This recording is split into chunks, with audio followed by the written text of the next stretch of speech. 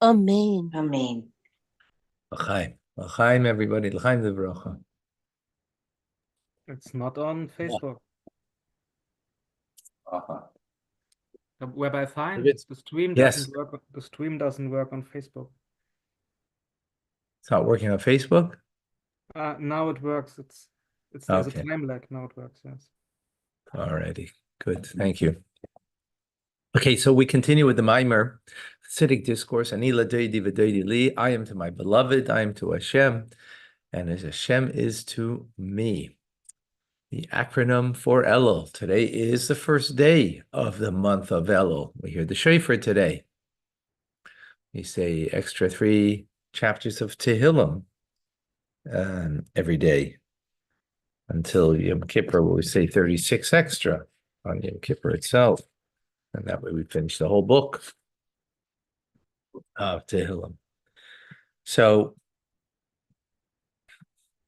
now really starts total immersion into Elul. So we spoke about the king in the field that is showing a fine countenance, receiving everybody with a fine countenance, and displaying a wide, beautiful smile. All that is a Hashem that knows that we want to come closer. We're distant. We want to do tshuva. We want to return. And sometimes we don't have the wherewithal. Just because we want doesn't mean we have the strength. So he accepts that, and receives with a fine countenance to give a greater empowerment. And then not only that, but then displays something that displays to us a wide smile because he has pleasure, and the pleasure is in us. Yeah, exactly. So, if God is showing you, he has pleasure, not in what you did, not that you did tshuva, not the mitzvahs that you did, but in you, period. That's for sure going to arouse within you. You want to get closer. So we need to understand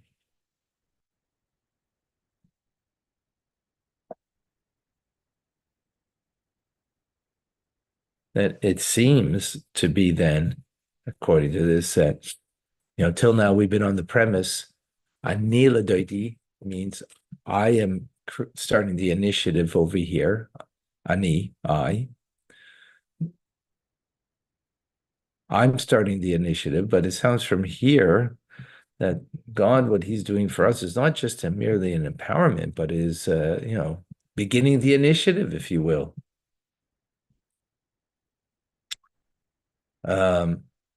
It's arousing within us that we should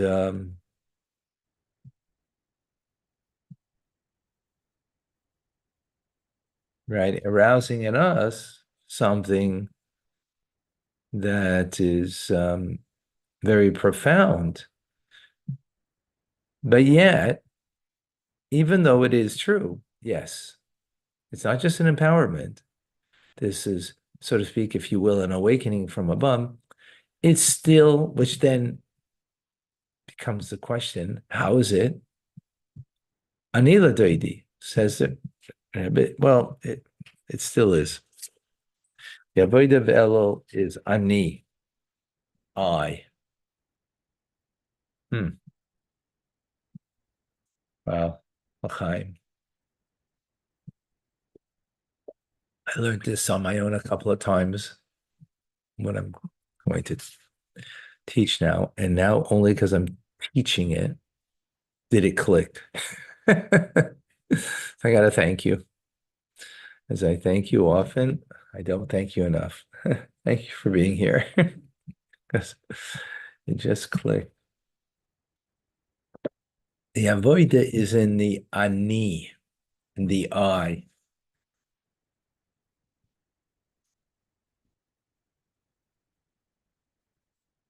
And so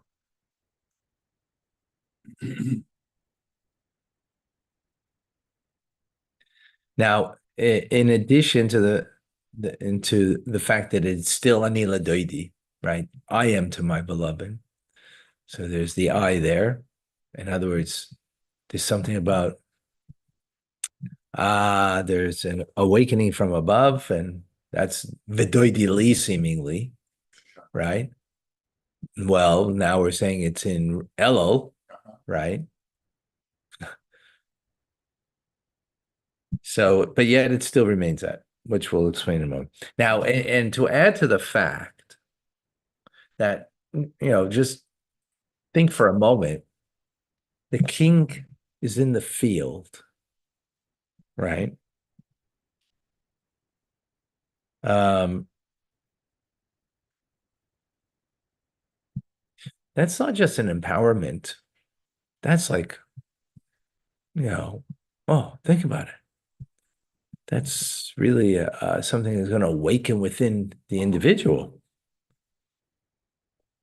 because not only do you have the capability, the permission to go and greet the king, to see the king, right? The very fact that you know that he's there and accessible in that place, in the place where you are, right? You're a farmer, and he's like out in the field nearby. Whoa, come on.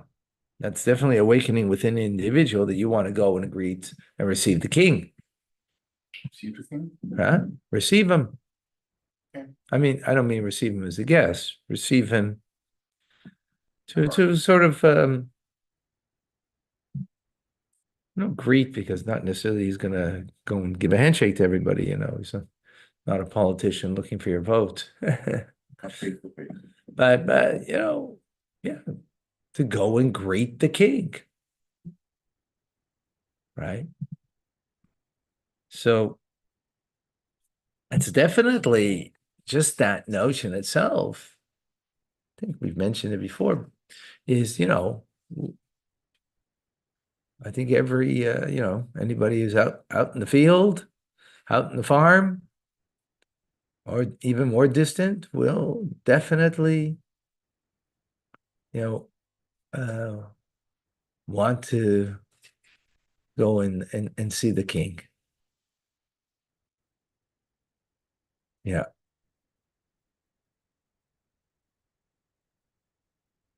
So, Yesh Loimar says, you can say the explanations as follows. The desire of the people, the desire of the people to receive the king, greet the king, right? Where's it coming from, that desire? Says the Rebbe, it's coming from the core essence of ani, of I, right? Yeah, let me give perspective maybe before this explanation. To greet the king was kind of like more of an experience, right? Wow, the king is in the field. Like, instead of going to Six Flags museum to the museum and have fun there, let's go and, go see the king. I mean, come on, that's like going to be awesome, right? So it's about your experience. So here, okay, it's an experience of godliness. That's what we're talking about, right? But it's about your experience of something, right? Says the Rebbe, when you're experiencing something, there's you and there's something. And there's no real necessarily a relationship between the two. Not necessarily, right? Just like an awesome experience, like, going to the Grand Canyon. You don't have a relationship with the Grand Canyon, but it's an awesome experience,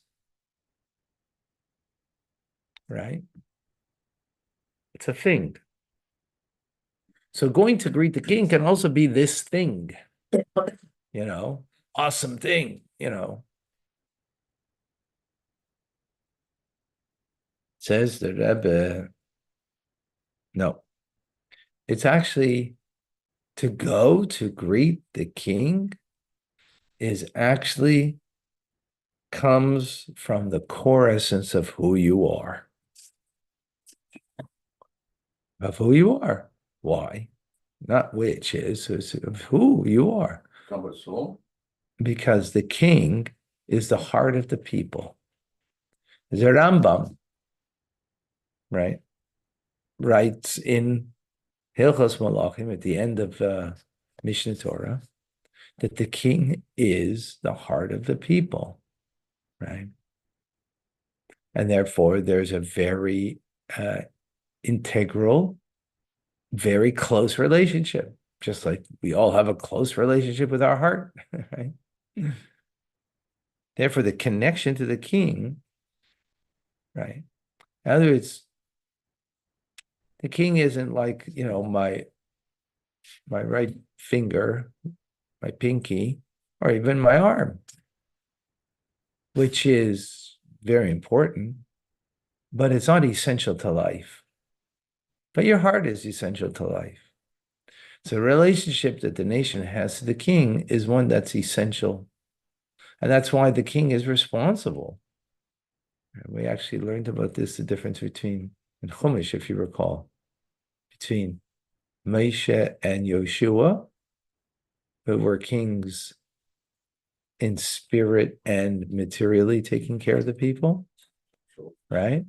And the rest of the kings, it started with King Saul and ultimately King David, that it's right, that they are total responsibility for the welfare, the security of the people, and the material welfare of the people, right? So, which means there's an integral relationship between the king and the people, right? So it's a core relationship, right? In other words, that's ideally what really it is. However, what can happen is that when the king and the people are distant from each other,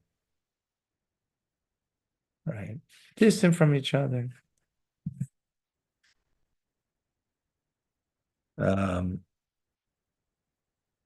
It could be that the connection that the people feel towards the king, and therefore their desire to receive the king could be hidden, right? In other words, it's like, how important are you to me? Well, what have you done for me lately? Right? So it could be that people don't feel, king, what have you done for me lately? The king takes care of the nation, he takes care of everyone, that's his job, right? Talking about a Jewish king, not talking about, the kings of the non-Jewish world were not kings in halachic, in this sense. They were despots, right? Now, even though a Jewish king has complete rulership and, complete, but they only do it as servants of God, right? Last week's Torah portion, we actually spoke about it, right? It was, the mitzvah was there. Saim tasim aleichem melech. So,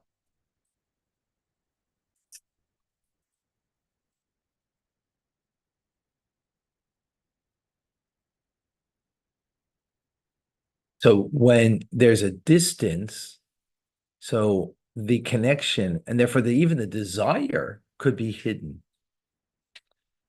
right? So the fact that now the king is in, right? Now the fact the king is in the field. Oh, and he's accessible. All of a sudden that creates the desire. I want to connect, right? Right. You didn't hear from the king and you don't feel like, what's he done for me lately? Because whatever. And so you feel a distance. And even to go see the king, that desire is hidden. But now that he's in the field, oh, Well, no, it creates a desire. Okay. Desire, not overwhelming. You didn't. We're talking about before you went to the king, Okay. right? Just the awareness that he's in the field, right? That's the point. The awareness that he's accessible. That it's whereas yesterday he wasn't accessible, today he is accessible. That creates a desire. Now, why is a desire there? He didn't do anything for me, or at least it seems. I don't see what he's done for me lately. So why is a desire there? I said, the Mimer said, no. Why? How come?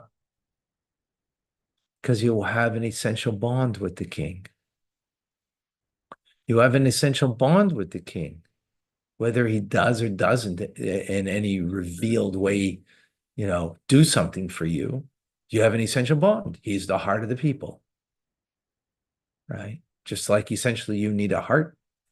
Essentially, you are bonded with the king. Now that can be hidden, that truth, right? Because we're distant, but it doesn't take away from the truth. But now that he's in the field, all of a sudden that awakens in me. Oh, I want to see him. Got it? That was the metaphor. Tomorrow we'll learn what the analog of that is, right? We didn't explain it in terms of God, but you can see where that's going. But you can see that is, wow, amazing. And again, I got to thank you because really it just clicked by the fact that I teaching it, even though I learned it at least 2 times, maybe 3 times. It's just, anyway, we'll see you soon. It's Rosh Chodesh again, so we'll probably start around 10 to 9.